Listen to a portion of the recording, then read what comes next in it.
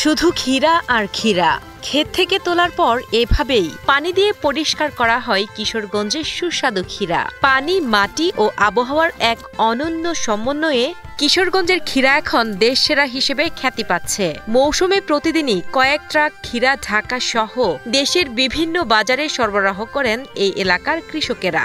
এই ক্ষীরার স্বাদ আছে, এটা দেশি ক্ষীরা, খুব স্বাদ। বিভিন্ন গ্রাম থেকে এলাকা থেকে তোমার এখানে আসতেছে, আর পার্টিও বিভিন্ন এলাকা থেকে আসতেছে। আপনার যেমন নারায়ণগঞ্জ, চিটাগাং, রাজশাহী, মানে বিভিন্ন জায়গায় যাইতেছে। আমদানি মোটামুটি হইতেছে, আর পরে আরো বেশি বাড়বে। কিশোরগঞ্জের মাটি নরম ও জৈব উপাদানে সমৃদ্ধ হওয়ায় এলাকার ক্ষীরা অত্যন্ত রসালো, মিষ্টি এবং সতেজ বলে জানান কৃষকেরা। পাতলা খোসা আর আকর্ষণীয় রঙের কারণে রাজধানী ঢাকা ও নারায়ণগঞ্জ সহ দেশের বিভিন্ন পাইকারি বাজারে এই ক্ষীরার চাহিদাও ব্যাপক। অন্যান্য জেলার চেয়ে দাম কিছুটা বেশি হলেও স্বাদ ও মানের কারণে ক্রেতাদের পছন্দের শীর্ষে এখন কিশোরগঞ্জের ক্ষীরা।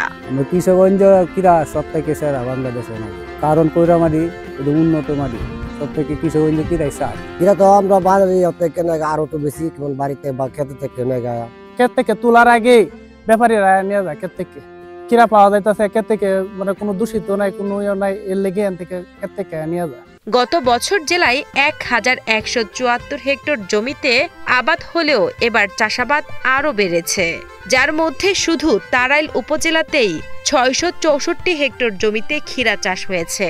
উৎপাদন খরচ কম এবং বাজারে ভালো দাম পাওয়ায় কৃষকরাও আর্থিকভাবে লাভবান হচ্ছেন বলে জানান কিশোরগঞ্জ তাড়াইল উপজেলা কৃষি কর্মকর্তা বিকাশ রায়। তাড়াইল উপজেলা ক্ষীরার জন্য একটা উর্বর ভূমি। এখানে বর্ষাকালে প্রায় পানির নিচে থেকে 6 মাস, সেজন্য আমরা এই জমিতে ক্ষীরার চাষটা বেশি হয়। পাশাপাশি কৃষকরাও আগ্রহী, কারণ ওনারা ভালো দাম পায়। এই ক্ষীরা দেশের প্রায় ঢাকা, চট্টগ্রাম সকল বিভাগীয় শহরে বাজারজাত করা হচ্ছে। প্রজন্ম থেকে প্রজন্মান্তরে ক্ষীরা চাষ করে আসতেছে, ভালো বেনিফিট পাচ্ছে।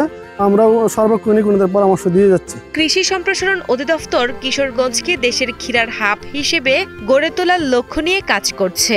আগামী মৌসুমে উৎপাদন আরও বাড়াতে কৃষকদের আধুনিক প্রশিক্ষণ, উন্নত বীজ সরবরাহ এবং সেচ সুবিধা উন্নয়নে পরিকল্পনা নেওয়া হয়েছে।